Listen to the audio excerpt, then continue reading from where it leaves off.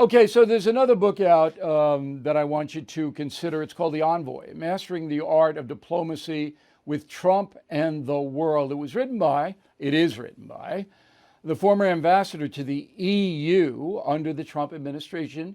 The former president hired and dismissed Gordon Sondland, who joins us now from New York City. Mr. Ambassador, nice to have you in. I was reading your book last night. It is written by. I'm not dead. No, I know. Sometimes I'm brain dead, and that's why I make those tense problems. So I was reading your book last night, and I couldn't really get a handle. You testified in front of the impeachment committee, and Trump was impeached on this call that he made to Zelensky in Ukraine about looking into the Biden situation. You testified. You never said, as far as I can see, that Trump did anything unconstitutional. Is that correct? That's 100% correct, Bill. Okay, so you never said that. But you weren't exactly sticking up for Trump, thereby giving the dishonest opposition a pathway to say, well, Ambassador Sondland, he wasn't a fan of Trump and he thinks he did stuff wrong. Would that be correct? Well, listen, Bill, my job wasn't to stick up for President Trump, nor was it to hurt President Trump.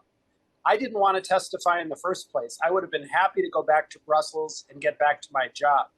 I can't say the same thing about some of the other witnesses who clearly had an agenda to undermine the administration, both when they were working in the administration and afterwards when they testified. All I wanted to do was get in front of the committee, tell the truth, not commit perjury, and get out of there. And if that helped the president, great. If it hurt the president, I'm sorry, but the truth is the truth. Okay. Admirable. Now, my analysis of the situation was the impeachment was a farce, that Trump really didn't do anything wrong. He wanted to find out if there was corruption involving the Biden family and if Ukraine was helping in the Russian collusion stuff. That's what he wanted to find out. You know, I know Trump for 30 years. So when Trump talks to you, as he did to Zelensky on the phone call that everybody saw, Trump said it was perfect. He basically says, look, we need to find out what happened. Number one, I think that's a legitimate thing to try to find out. Was there a problem or corruption involving the Biden family? Am I wrong on that? Well, let me narrowly focus the conversation on my role, because I can only speak to what I knew and what I did, not what happened outside of my knowledge or my presence. When we got back from Ukraine, we being myself, Secretary Rick Perry, Kurt Volker, and others in our delegation, we were pretty excited about Zelensky. We liked him. We didn't realize he had the kind of balls that he has, but we liked him.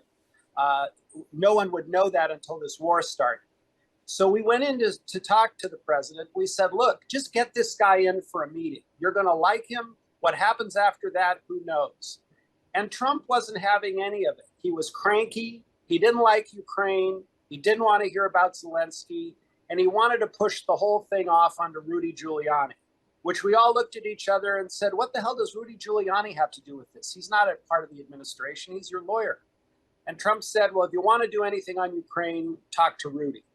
So unfortunately, we were forced to deal with Rudy on this issue, not with the president. And what Rudy told us, again, we don't know if it came from Rudy or the president, was very simple. There was an old investigation.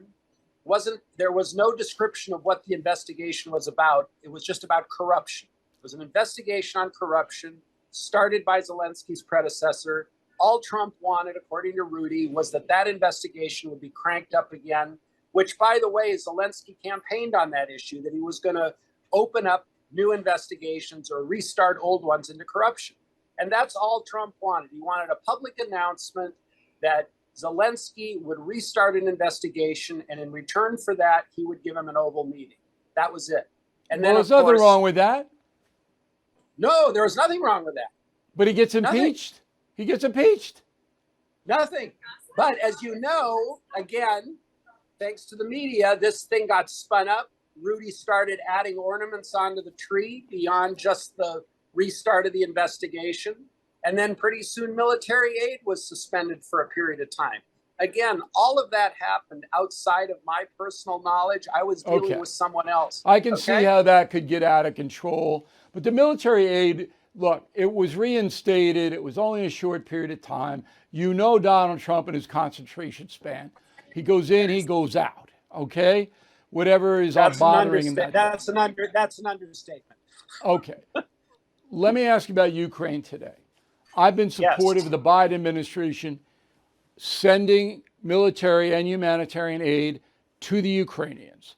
I know some of that aid is being misused because Ukraine has a long history of corruption.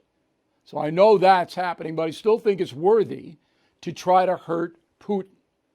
Am I wrong? No, you're not wrong. In fact, I hope we double down. I hope we keep our foot on the gas. And I hope some of our friends in our party, in the Republican Party, who are a little bit further to the right than I am, don't all of a sudden embark on a path of isolationism. I mean, anyone who reads even the most rudimentary history realizes that isolationism spells trouble. With the Chinese and Taiwan and Putin himself would do this to a number of other countries. I think sane people with a vision of the world all agree that you got to stop Putin now.